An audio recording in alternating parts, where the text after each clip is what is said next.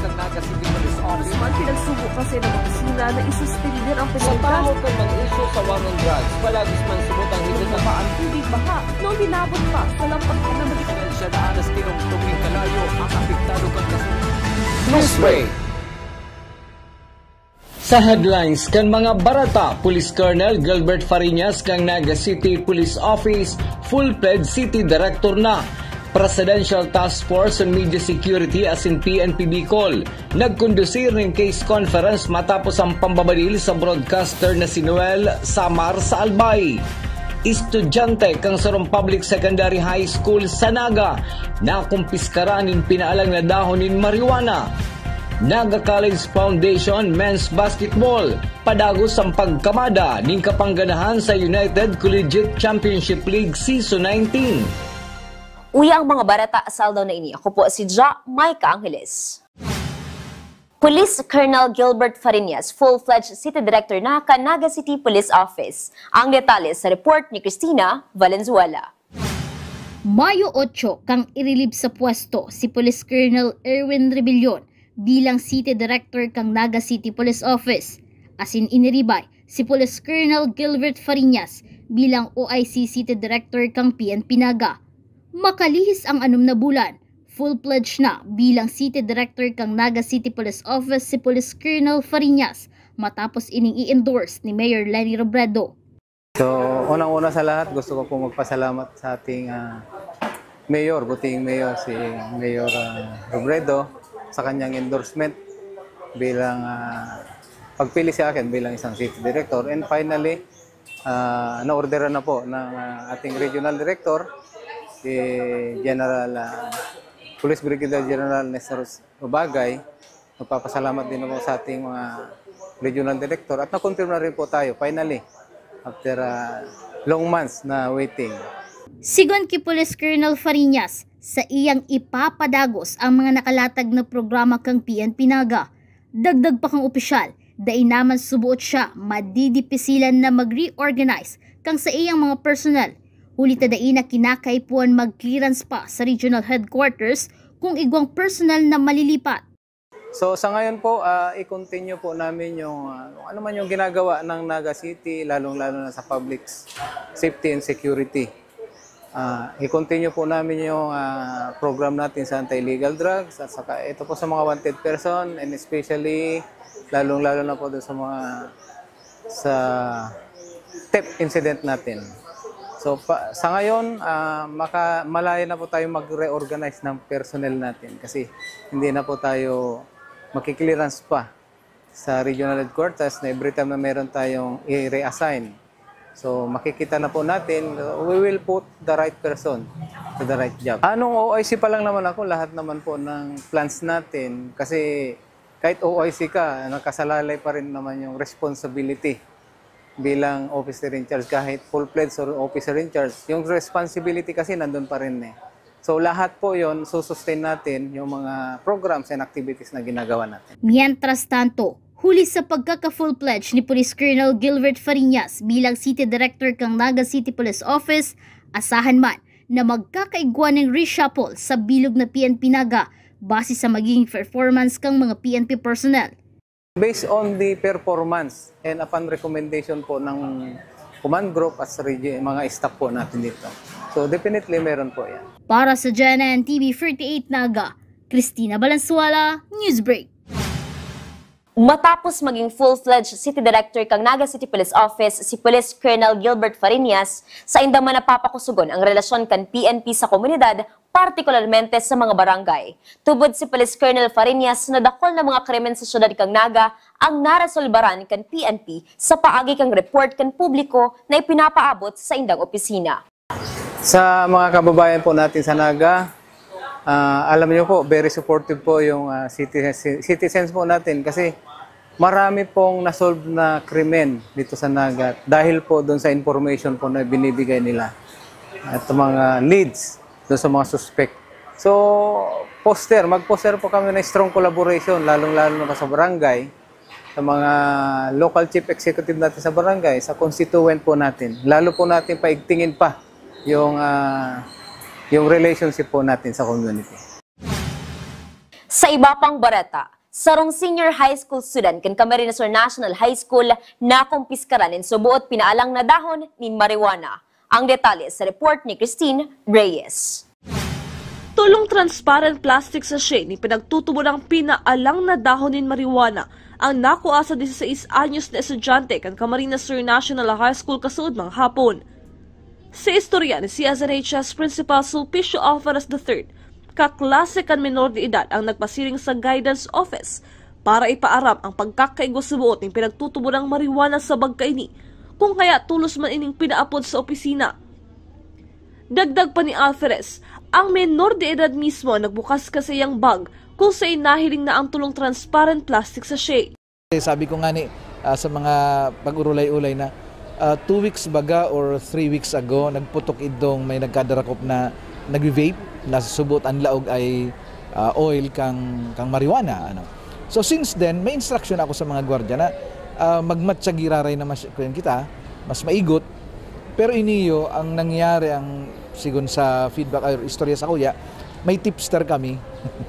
So pinaabot duman sa guidance counselor, then pikimbitaran kang guidance counselor. Pag duman nga ni Isaiah, binagbalik sila sa classroom, sabi kan si guidance counselor, kasi alas 5 na almost 5 o'clock na, kung anong tanang ngayon dago si gamit mo, tama ulay-ulay kita digdi.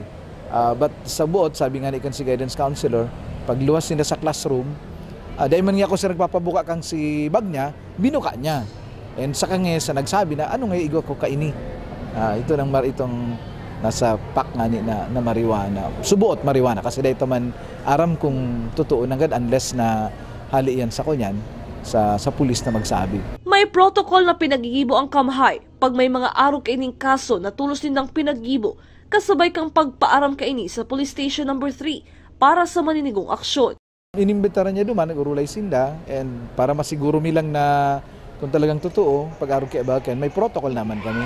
So pinaproseso mi, nagproseso sinda, inapudan si digdi sa substation 3, nagduruman, kailang alas 5 na ngani, kaini na sana ngaya ang pwedeng mag-iba digdiyo, maghiling. So ito, naproseso ito kasi bang hapon. Ang aki ay minor, so siguro ngunyan na aga baka ikwento sa DSWD kasi minor pa lang sa aki. Ang tulong transparent plastic sachet ng subuot marijuana ang pinagdara sa crime laboratory para ma-examine. Sinabi pa ni Naga City Police Office spokesperson Police Lieutenant Colonel Chester Pumar, ang menor de edad ang yaon na sa City Social Welfare and Development Office para sa maging disposisyon kaini. As to confirmation po, mahalat po kitang result kang crime laboratory. That is why sobrang ingat po kita, tamay pa maning konkretong confirmation. Mamundo na naman pong balita, no? Igwang sarong high school na nai-report po sa tuya na nakuanan ng suspected marijuana. No? So nakuanan po nining duwang ziplock na plastic sachet ng marijuana. So saro po ning minor de edad. And sa ngunyan po, nagko-coordinate na po kita sa CSWD para sa kung anong disposition pong mas magayon. Ano? So ini po, nai-report po ng sarong classmate sa guidance counselor, and si guidance counselor po together with co-worker, in-approach na po yung bata. So yun naman po talaga ang trabaho ng mga teachers natin sa loob ng school. They are considered as person in authority, no? Pagdating po sa loob ng schools, and kahit may activities po na sakop ng school. Ini ang pinakaenot na kaso ng pagkakakumpiskar ng suspected marijuana sa estudyante kan Camarines Sur National High School ngunya na school year. Para sa Jaran TV 48 Naga, Cristina Alcanzo Reyes, Newsbreak. Sa kasumpay na bareta, apwera kang pagtaonin proteksyon sa mga naimbueltong estudyante sa mga salanggibo huli ta sinda menor de edad, tinatabangan man kan eskwelahan ang mga kaklase asin gabos sa estudyante kan Camarines Sur National High School na maibalik giraray sa normal ang pagklase huli kan epektong walat kan araw kaining pangyayari. Sinabi ni Principal Sulpicio Alvarez, liwat mabisita ang sign ng guidance counselor sa mga classroom para sa tabang na kinakaipuhan kan mga estudyante. Automatic naman iyan, ngunyan sigurado ako at yan hapon paglaog kay itong mga estudyante, si guidance counselor ng saro malaog sa klase para din iproseso si mga kaklase niya.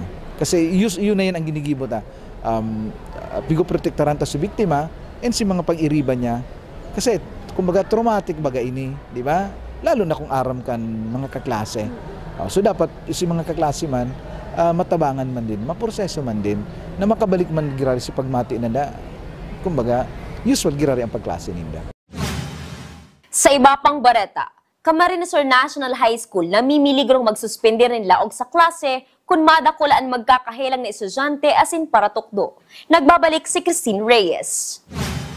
Nagkapirang estudyante sa Camarines Sur National High School ang nakakamatikan mga simptomas din abo, sipon asin kalintura o influenza-like illness.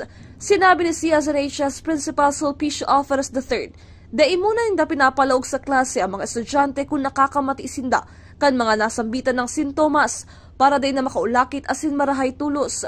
Magkakaiwaman sinda ning 1-week break para makapahingalo ang mga estudyante, pati inaman ang mga maestra na apektado kan sitwasyon. Mahigpitan sa muyang monitoring dyan, nasabi mi, pag nakamati ning sipon, abo, kalintura, dahil na maglaog. Iyan ang problema ka mga teachers mi, kasi kasud maalang sa sarong teacher nagsasabi sa kuya, sir, pwede ba kitang mag-extend kan sa tuwing examination? Because Huwebes, Biyernes, examination ta. Then after kaya baga kayan, break. Pwede nga sir mag-extend. Sabi ko, di ko aram, kung ako niya akong hapoton, tapusun ta ng simana, and maka-break sin ng 1 week. Pinagmamonitor man kasi ng medical team ang sitwasyon sa mga classrooms. Dagdag pa ni Alvarez, kung magdakol pa ang mga estudyante asin maestra na magkakahelang, mapipiritan silang magsuspindir ng pagklase. Nasa monitoring kami actually, sa medical team mi, nagmo-monitor siya, daily ang monitoring mi. Kung nagdadakol, baka mapiritan na talagang mag-suspend mo na para lang makaiwas sa bagay na yan. Kung baga nababanga kami ngunyan. Para sa Jaran TV 48 Naga, Cristina Canzo Reyes, Newsbreak. Sa kasumpay na bareta, mahalat man ang Camarines Sur National High School kan magiging desisyon kan LGU Naga asin DepEd Naga, manungod sa sitwasyon ngunyan, huli taarog man subot kaini ang sitwasyon sa ibang eskwelahan. Siniguro man ni Principal Alvarez na prioridad nindaan kapakanan kan mga maestra asin mga estudyante. Anong decision sa local or sa division mi? Kasi bako lang kami, pati ang mga ibang eskwelahan baga, grabe, pati ang teachers kaya apektado din eh. So, hilingon ta kung anong pwedeng gibuhon kang kanyan. Kasi nagurulay naman kami with our SDS. Baka later within the day, baka may ipaluwas na decision or whatever man.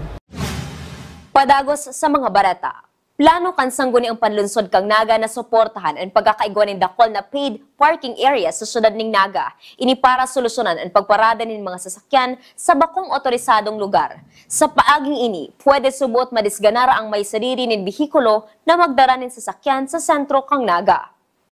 Ang saro pong ipopropose din ordinance talagang sa mga high traffic areas, paid parking na. Paid na street parking. Igwalang mga tinampo na pwedeng parkan, pero lalaganan po talaga mga pintura si pwede lang parkan. Pero paid na yan para di nagahaloy dyan. Tapos nadi-discourage na magparadara ng sasakyan. Pero kay puhan po kayong handaon ta, dapat ready si mga lugar kung saan sila ma-park. Kung basta lang kita nagbawal, tapos mayo man alternate, baka di siya sustainable.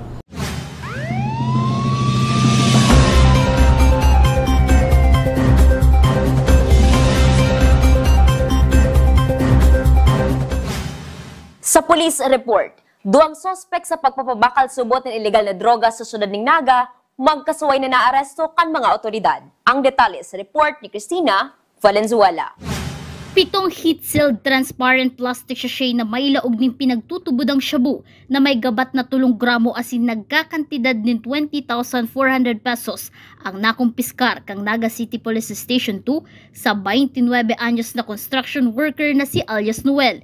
Ginibo ang drug bypass operation pasado alas 12 kasubagong maagahon, Oktubre 21 sa Almeida Avenue, Concepcion Pequeña, Naga City. Tubod si Police Lieutenant Colonel Chester Pumar, dara kang impluensya kang barkada ang rason ka suspect kung taano na imbwelto ini sa illegal na droga. Balik ka subago lang alas 4 ng pagkaga. Nagkaigwa po yung bypass operation ng Police Station 2. digdi sa Barangay Concepcion, Pequeña, Naga City. Ano po? So naka-recover po ang Police Station 2 ng 7 pieces of heat-sealed transparent sachet, and sa ngunyan po ang suspect digdi nasa kustodiya na po ang Police Station 2 para sa information na isasubmit mo sa Fiscal's Office. Ang suspect po digdi si a certain Noel or alias Cap na 29 years old po, sarong construction worker and from Concepcion, Pequeña, Naga City. So yun po, ang na-recover sa iya is yung 7 pieces na more or less 3 grams and may estimated value of 20,400. Base sa background niya, construction worker po siya. So mayo pong clear na pinakadahilan siguro is siguro yung peer pressure, no? Sa mga pag-iribag nakukuha. Kinuanan maning pahayag kan Genan TV38 Naga News Team ang suspect na si alias Noel. Depensa kay ni, bako sa iya ang syabong na-recover kang otoridad sa bypass operation. Nawalat ini kang sarong lalaki matapos magdulag. Inako man kang suspect, ini ang pangduwang beses na madakop siya kang otoridad. Hindi ko nagduman lang po kasi banggi nagkapatabang sa kuya, nawawara po daga ang cellphone niya. Ganyan po, tinabangan ko man lang po hanggang sa nakabot kami sa Arong Linda. Siya, ito pa lang pong tigibanan ko, naghanap na kang polis. Isa ang tinabangan tang di naman natin si Haro. Mark po ang apod sa iya. Mark, kaano mo si Mark? Sumangin ko pa lang napistado yan. Paano kami nagkaberestuhan kaniyo? Si tagaduman po sa muya, itong babae po. Sabi da, ako da makakatabang, tabistado ako da ito nagkuha kang cellphone ko itong lalaki. Hinahanap niya po nga na ang lunch. Sabi ko, iba ng taka sa spillway. Iganap mi po, kitabangan ko po, hanapin mi ito. Hanggang sa nakabot po kami sa Rominda, ito pa lang po, hanap po sa pulis, hanap na sa pulis. Sa ina harong anong lugar niyo? Magtuto po. Oo. Tapos, pakaabot ni Duduman, anong sunod na nangyari? Ito, hanap na po lang ito ang pulis. Itong tig-iba ng lalaki. Tig-iba ng mga lalaki, ano kang polis. So, Nakadulag po ito. may nakuasay mong suspected shabu, totoo ni mga shabu yun eh? Di ba po ito sa lalaki? Sa Paano niya. nakaabot sa imo? Nawalat niya po. Nawalat? Nagdulag po siya. Ano yung tigtaw sa imo? Paano klaseng nawalan? Nakalatag po sa lamisa niya. Tapos, Ako po naabutan, nakatulog siya. pero bako mo man iyo. O, nagpatabang na itong lalaki. Hawa na po ng cellphone niya, nawawala. Punduwa na po. Panduwa, utan na ta. Naulit pa. Anong reason ta naulit pa otro? Yun na po nga itong lalaki, no? Nagpapatabang na hanap. Sikang inot mo, anong nangyari? Ay sa ano po? Sinot po. Drugs po to. Drugs man po to. Pero ikat talaga to. Sa imo Si talaga. boss ko po. Si boss mo. Anong ginibo kang boss mo? Nagpapabakal po. Pinapabakal. Ano, tigsubo ka? Dahil po nagtatrabaho ko naman sa Arminda. Nagtatrabaho ka sa Arong Hinda. Tapos, Paano nakabot sa imo si drugs kang boss mo? Daya, yan po, si boss ko nakakulong pa po. Ha? Nasa kulungan pa. Nasa kulungan pa. Ano yan, sir? Gigibo mo pa ulit? Sis, Hindi na. makaduwa mo na. Hindi na po, ma'am. Sa sitio Matiway, Barangay San Felipe, Naga City, arestado man kang Police Station 3 ang 20 anyos na si alias Ivan, residente kang Zone 5 Barangay Balatas, Naga City, kang inimabakalan man ning shabu kang mga operatiba asin makumpiskaran ning 8 pidasong plastic sachet ni subuot shabu. Dakula ang posibilidad na dara ini kang pagtios kung ta no subuot ini na imbwelto. Mayo maning trabaho ang suspect asin may kalib-in partner pa, sabi ni Police Lieutenant Colonel Pumar. Nagkaigwa ng buy-bust operation din ang City Intelligence Unit. Siya po ang lead unit. And duman po ini sa may barangay San Felipe, particularly sa Matiway. So, nakakuha po kita din ng total of 8 pieces of suspected shabu po. So, sa ngunyan po, yaon po ini sa Police Station 3 na, ang suspected digdi, para sa inquest proceeding po today. Siguro daraan na po ini kang sitwasyon niya, no? Kung base digdi sa record niya po, mayo siyang trabaho, tapos may live-in partner na siya, no? and of course undergraduate. So siguro itong sitwasyon niya na ito ang nagtulak para ma-involve or ma-engage digdi sa illegal drugs. Dawa puro paano may kitaan digdi. Kinonsiderar ma ng mga high-value individual kang Naga City Police Office ang duwang suspect na naaresto sa drug bypass operation. Sa ngunyan, pinag-aaram pa kang PNP Naga kung ano pang mga kaso ang dating inatubang kang mga ini. Para sa GNN TV 38 Naga, Cristina Valenzuela, Newsbreak.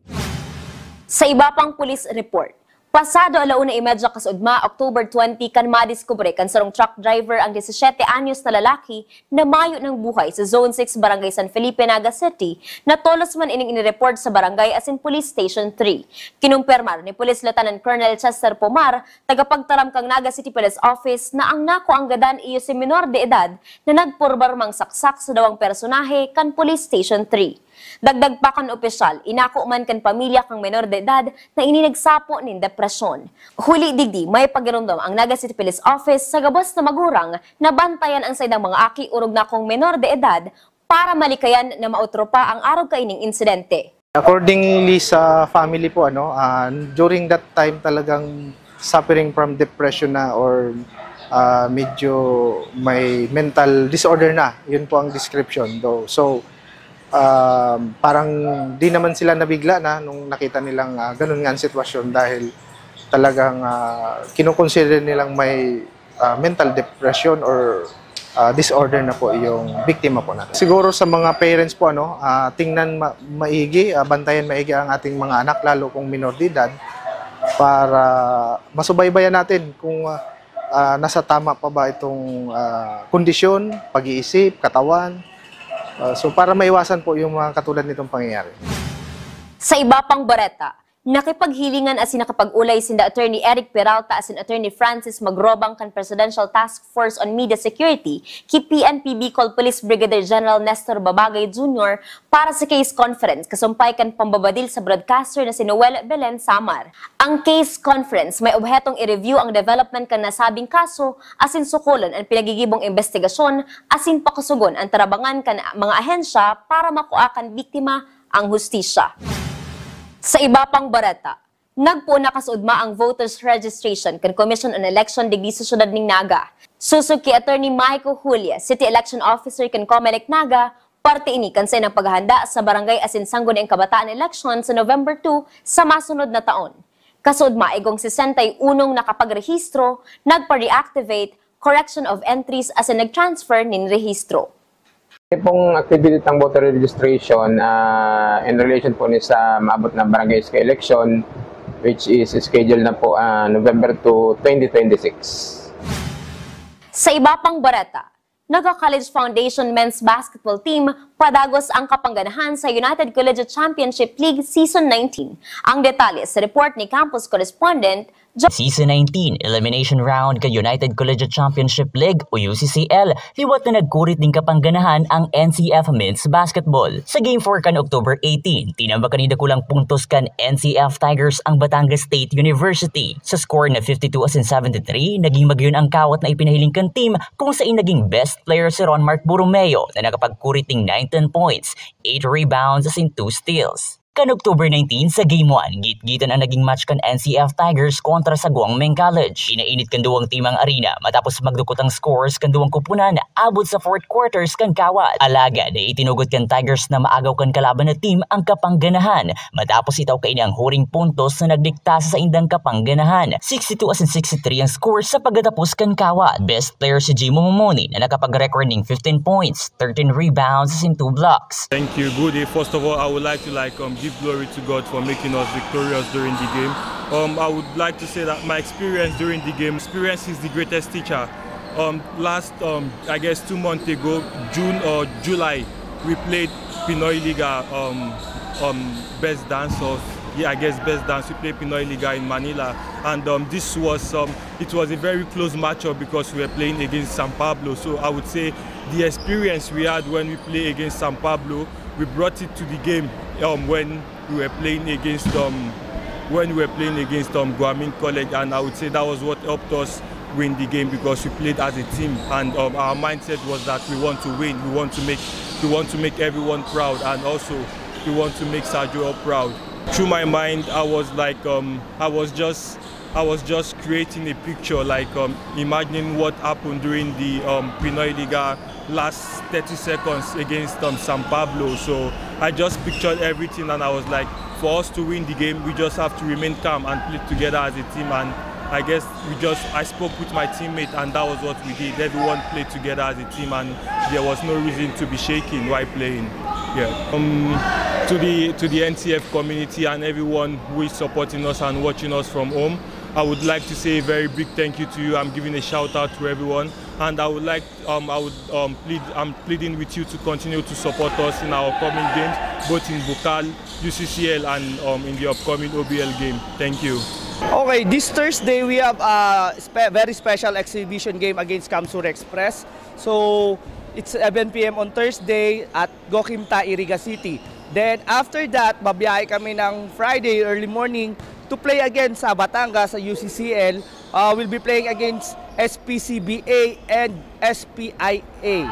So two games kami sa Batangas. So it's a very loaded basketball schedule kami ngayon.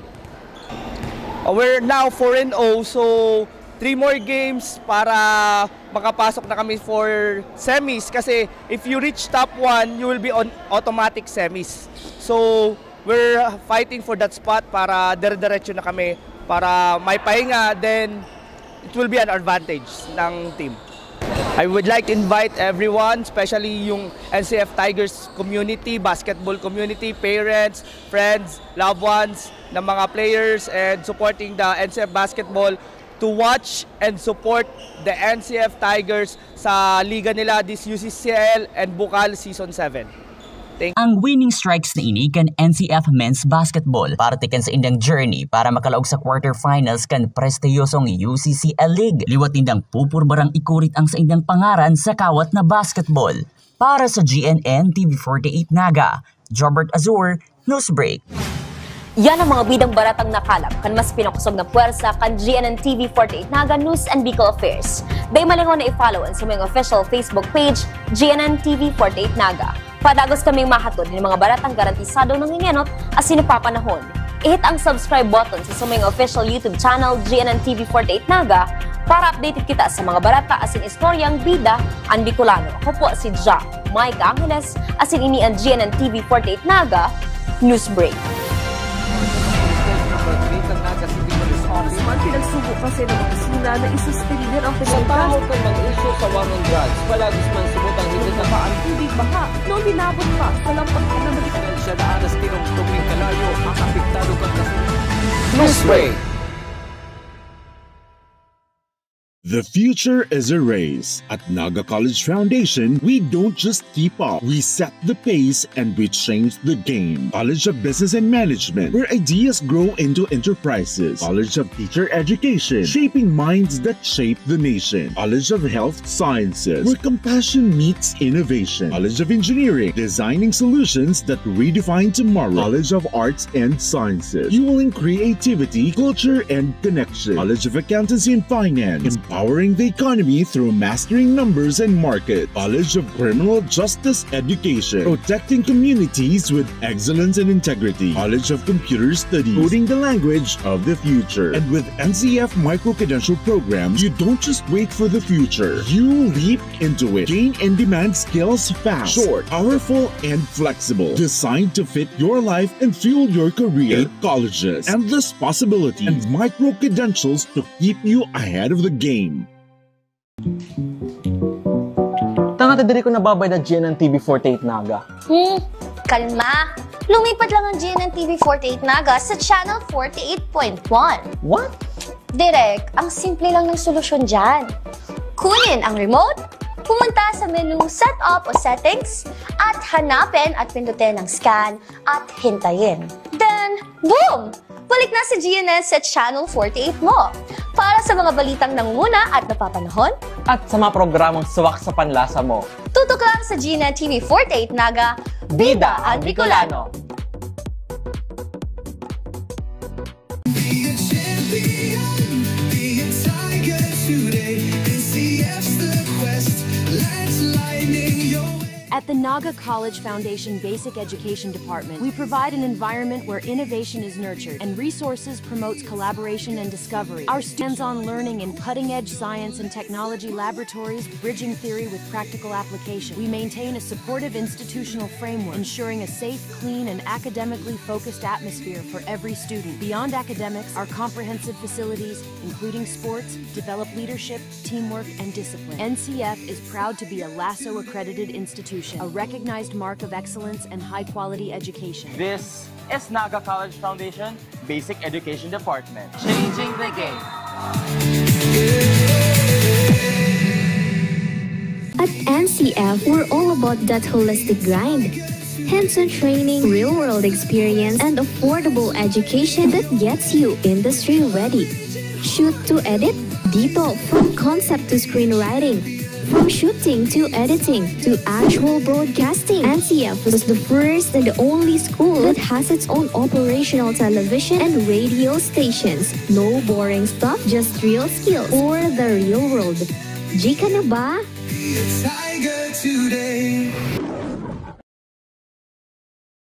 From dreams to strategy. From passion to profession. What can you be with a marketing degree? The future's in our hands. Deep into the future. We create brands that connect. Be bold, be the brand. Hashtag market your future. It all starts here At the Naga College Foundation, BSBA Marketing Management. Start your quest to success. Be a Tiger today. Enroll now. Your quest begins with a single step, where passion meets purpose, and learners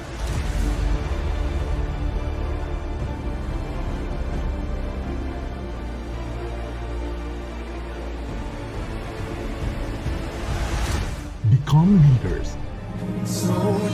This is where champions in healthcare are made, with AI-powered, world-class, real-life simulating laboratories, top-tier clinical instructors, healthcare industry innovation-focused curriculum, and skills management. The Naga College Foundation College of Health Sciences is your premier choice in excellent healthcare education.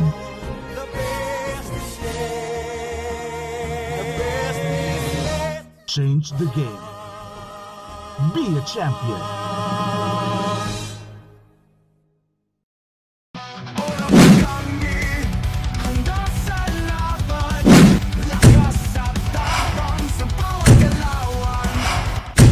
Ano, Moraga?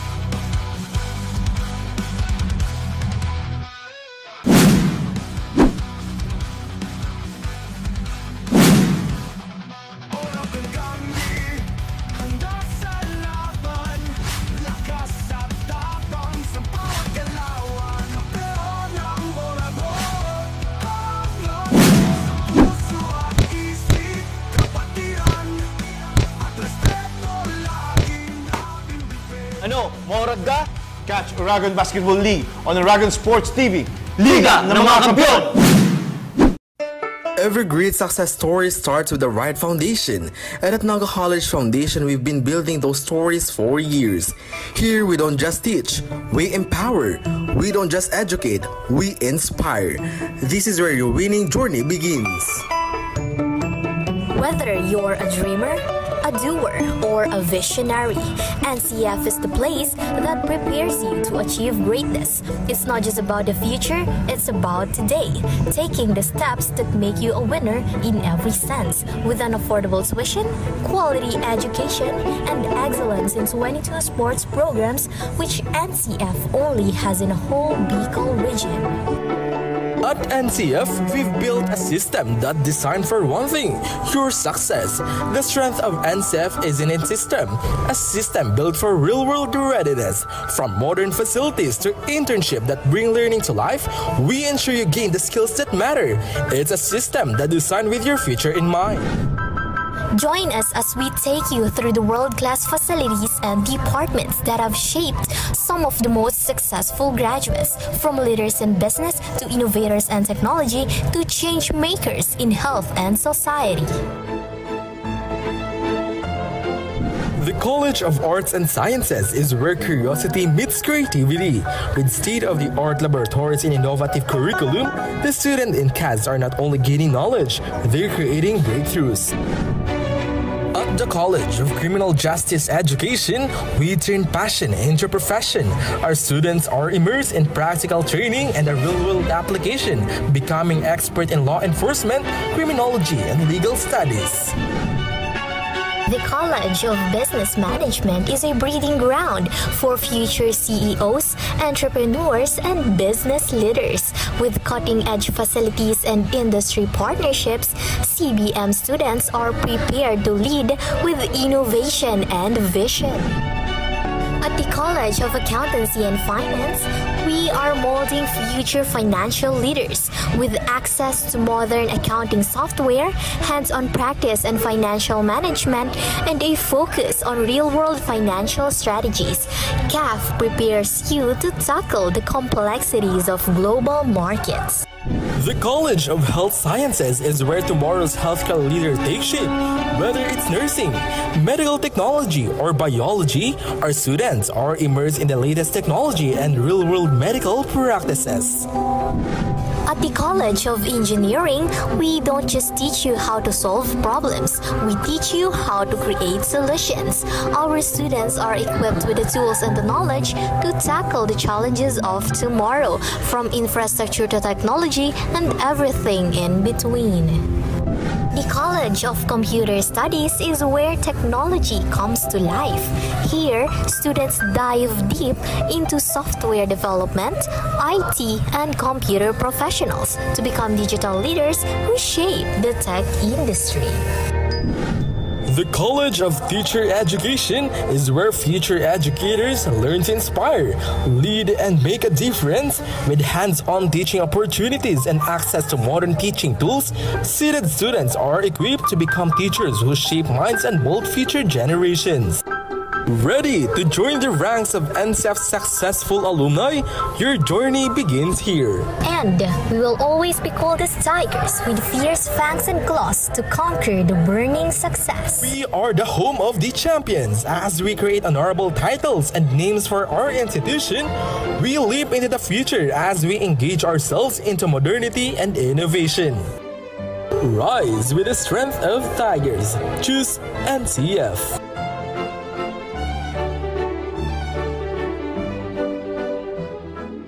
Ano man ang pangarap mo, matutupad yan dito sa NCF. College of Computer Studies, College of Arts and Sciences, College of Teacher Education,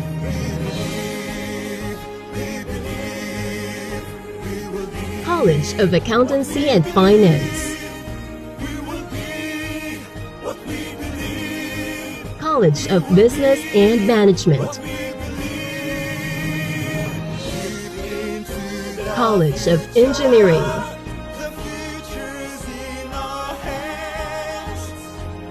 College of Health Sciences, College of Criminal Justice Education. Let your quest begin here at the Naga College Foundation, because we don't just educate, we elevate.